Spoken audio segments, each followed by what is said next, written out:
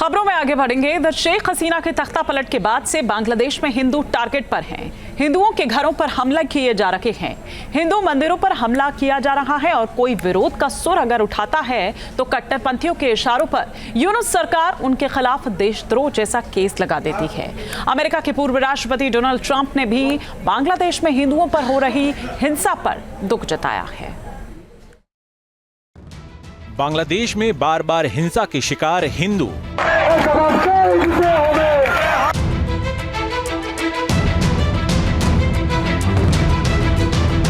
ढाका की सड़कों पर हो रहा है, अमेरिका तक सुनाई दे रही है बांग्लादेश में हिंदुओं के खिलाफ हिंसा की गूंज।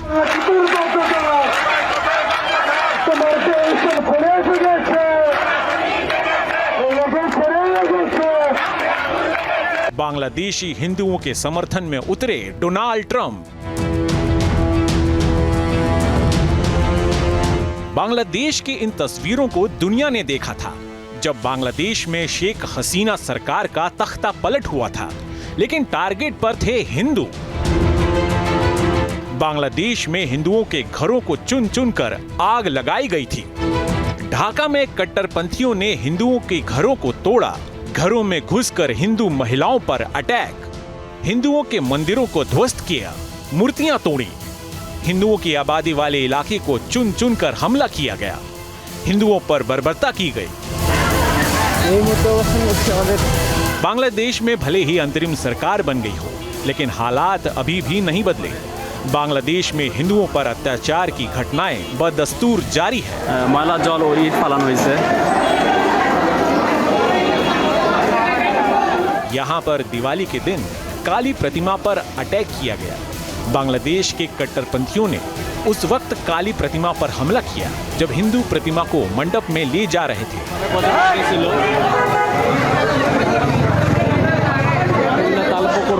बताया जा रहा है कि एक फ्लैट से काली प्रतिमा पर गर्म पानी और ईंटें फेंकी गई।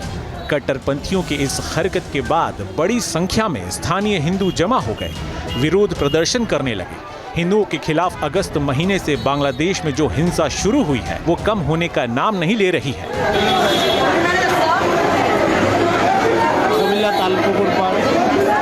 बांग्लादेश में 4 अगस्त से 20 अगस्त के बीच हिंसा की 2000 से अधिक घटनाएं हुई थी। बांग्लादेश में जिस तरीके से हिंदुओं को टारगेट किया जा रहा है, उनके घर और मंदिरों को निशाना बनाया जा रहा है, उसको लेकर भारत ही नहीं बल्कि अमेरिका के पूर्व राष्ट्रपति डोनाल्ड ट्रंप ने भी नाराजगी जताई है। अमेरिका के पूर्व राष्ट्रपति डोनाल्ड ट्रंप ने बांग्लादेश में हिंदुओं, ईसाइयों और अन्य अल्पसंख्यकों के खिलाफ बर्बर हिंसा की निंदा की है। डोनाल्ड ट्रंप ने सोशल मीडिया पर बांग्लादेश में हिंदुओं पर हो रहे अत्याचार के बारे में लंबा चौड़ा बयान दिया है। ट्रंप ने कहा कि बांग्लादेश में जो हिंदुओं और अल्पसंख्यकों के साथ लूटपाट की जा रही है, जो अराजकता की स्थिति बनी हुई है, ऐसा मेरी निगरानी में कभी नहीं हुआ था। कमला और जो बाइडेन ने दुनिया भर में और अमेरिका में हिंदुओं की उपेक्षा की है।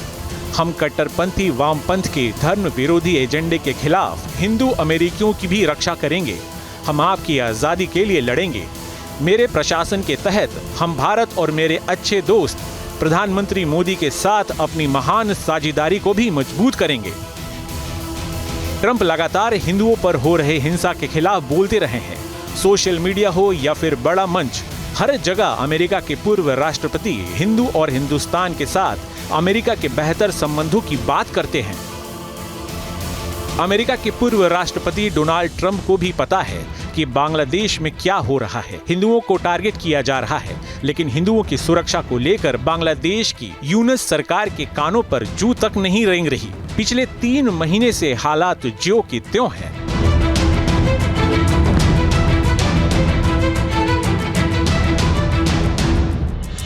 हिंदुओं पर हो रहे बेइंतहा जुल्म के खिलाफ हिंदू सनातन जागरण मंच ने 25 अक्टूबर को चटगांव में विशाल रैली निकालकर प्रदर्शन किया। हिंदुओं ने अपनी सुरक्षा को लेकर यूनुस सरकार के खिलाफ नारेबाजी की, लेकिन लगता है कि बांग्लादेश बदलने वाला नहीं है। हिंदुओं के खिलाफ बढ़ती हिंसा के खिलाफ मुखर चिन्मय दास ब्रह्मचारी जी ने आवाज उठाई।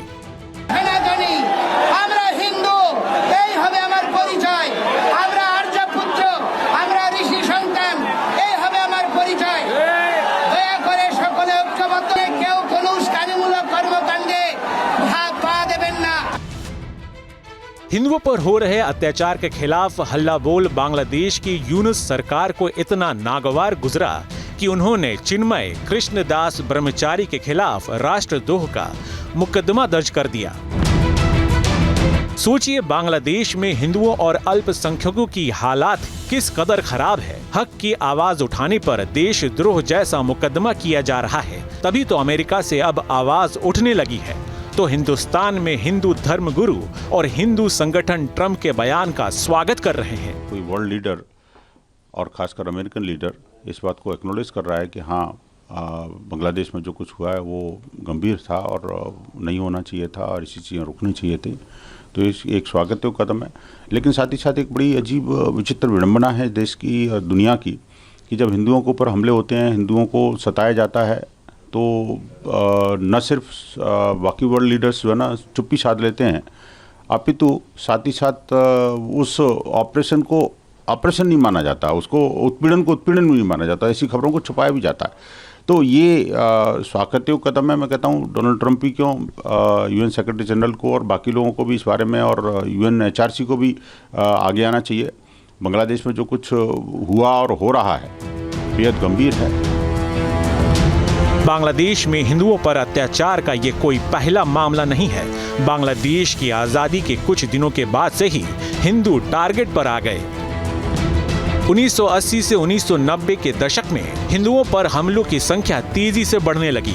2016 में बांग्लादेश में हिंदुओं के 66 घर जलाए गए। बांग्लादेश में हिंदुओं के खिलाफ अत्याचार की जो घटनाएं सामने आ रही है वो काफी डराने वाली है। बांग्लादेश में पिछले 50 साल में तेजी से हिंदू आबादी घटी है। 1971 में बांग्लादेश बना। बांग्लादेश की बुनियादी हिंसा की विरोध में हुई थी, क्योंकि पूर्वी पाकिस्तान के खिलाफ पाकिस्तान भेदभाव करता था, उनके खिलाफ हिंसा करता था और 1971 की लड़ाई के बाद बांग्लादेश का निर्माण हुआ। साल 1974 में बांग्लादेश में मुस्लिमों की आबादी 85.4% थी और हिंदू 13.5% थे। लेकिन 2011 की जनगणना के मुताबिक बांग्लादेश में मुस्लिमों की आबादी बढ़कर 91% हो गई, जबकि हिंदू की आबादी घटकर 8.5% हो गई। बांग्लादेश में जनगणना 2011 में हुई थी और आज 2024 है, मतलब कि 13 साल हो गए हैं। जिस तरीके से बांग्लादेश में हिंदुओं को टारगेट किया जा रहा है, उनके मंदिर और घरों को तोड़ा जा रहा है, उससे हिंदुओं की आबादी और भी घटी होगी। एक रिपोर्ट के मुताबिक हर साल करीब 2.30 लाख हिंदू बांग्लादेश छोड़ रहे हैं। 2000 से 2010 के बीच बांग्लादेश में 10 लाख हिंदू कम हुए हैं। 2016 में बांग्लादेशी अर्थशास्त्री ने बड़ा दावा किया था, जिसमें कहा गया था कि 30 साल के बाद बांग्लादेश में कोई हिंदू नहीं बचेगा। रिपोर्ट के मुताबिक 2016 में रोज 600 हिंदू बांग्लादेश छोड़ रहे थे। जाहिर है बांग्लादेश में हिंदुओं की स्थिति बद से बदतर होती जा रही है। अगर अत्याचार के खिलाफ कोई खड़ा होता है तो वहां की सरकार उसके खिलाफ राष्ट्रद्रोह का मुकदमा लगा देती है। ऐसे में सवाल यही है कि जिस आतंक और अत्याचार के खिलाफ बांग्लादेश का निर्माण हुआ था, उसकी अवधारणा ठीक उसी तरह से खतरे में है जैसे बांग्लादेश में हिंदू खतरे में है। Team news nation.